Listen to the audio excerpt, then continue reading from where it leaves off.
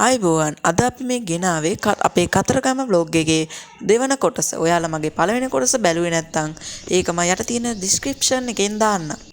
අද ඉතින් මේ ගෙදර යන්නත් එක්කම guest room එකෙන් ආවා.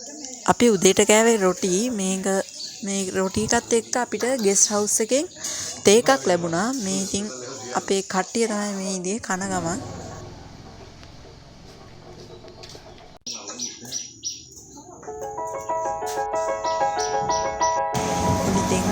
අපි අද දැන් යන්නේ කතරගම වේවාලෙට. අපි ඊයේ රාත් කතරගම ගියා. හැබැයි හරියට නැන්ද නැති හින්දා අද උදේත් කතරගම යනවා පූජාවට එක්ක. අපි ඉතින් පූජාවට පළතුරු වට්ටියකුත් අරගෙන ගියා. අපි කතරගම දේවාලයට යන්න ඇවිදින තැන් තියෙන හින්දා අපි ඉතින් වෙලා යන හින්දා කතරගම දේවාල ළඟ තියෙන දේවාලෙට තමයි පළතුරු වට්ටි මේ පූජා කළේ.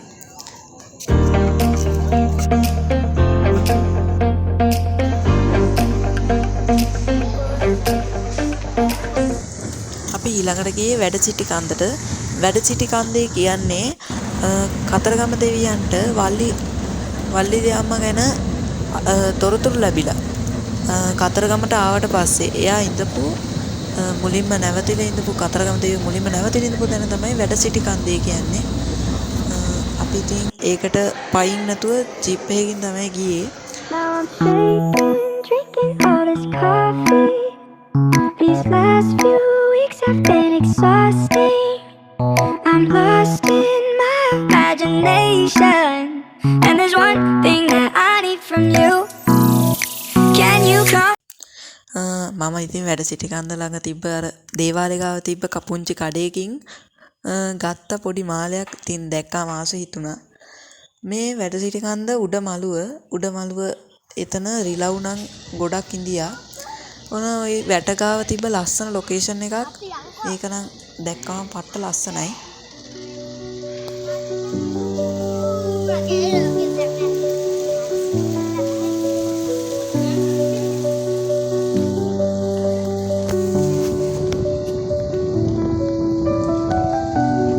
මෙතෙන්ට කිරිවේරයි කතරගමයි හරිම ලස්සනට පේනවා. ඉතින් මම ඒක zoom කරලා ගත්තා.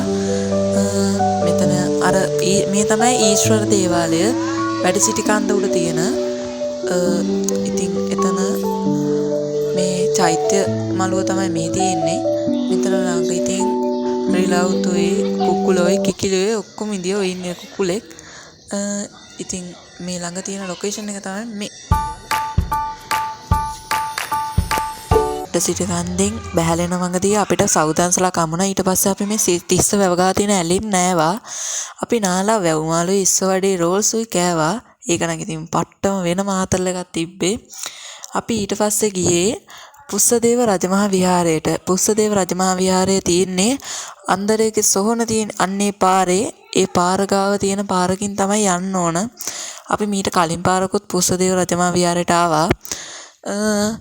දැන් මං පුස්සදේව රජමහා විහාරය කියන්නේ දැන් අපි ඔයාලට මගේ පළවෙනි vlog එකේ තිබ්බා සංඝපාල විහාරය ගැන. සංඝපාල විහාරයේ එතන ඉඳලා දසමහායෝධයන්ගෙන් අර පුස්සදේව මේ දසමහායෝධයා තමන්ගේ සංකයෙන් පිඹිනකොට එතන ඉඳලා මේ පුස්සදේව රජමහා විහාරයට තමයි ඇහිලා තියෙනවා. එතන ඇහිලා තියෙනකොට ඉතින් මේක එතන අන්තිමට ඇහිලා තියෙන්නේ මේ පුස්සදේව රජමහා විහාරය තියෙන තැනට. ඒකින්ද පුස්සදේව යෝධයා මෙතන පන්සලක් ඉදි කරවලා තියෙනවා.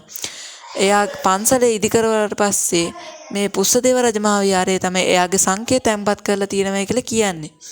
දැන් ඉතින් ඔන්න පුස්සදේව රජමහා විහාරේ වැඳලා අපි පොඩ්ඩක් ඉතින් අවුව සැරින්ද මෙතන පොඩ්ඩක් ගහක් ගාව වාඩි අපිට ඊට පස්සේ මේ අයිස්ක්‍රීම් දන්සල් සෙට් වුණා. අයිස්ක්‍රීම් දන්සලේ මේ වාහන නවත්තන්න ඉඳියේ කට්ටියගෙන් ආතල් ගන්න ඉඳියේ මෙන්න මේ යක්කු දෙන්නේ. එන මග දිගට දික්වැල්ලේ මෙන්න මේ පෙරහැර සෙට් වුණා. මට ඊට කලින් පාරකුත් අපිට මේ පෙරහැර හම්බෙනවා. අපි ඊට පස්සේ හම්බුනේ පාන් දන්සලක්. රැට ඉතින් පාන් මේ රෑ කෑම සෙට් උනේ මෙන්න මේකෙන් තමයි. ඔන්න මේ ඉතින් අපේ vlog එක ඉවරයි. ඔබ සැමට ස්තුතියි.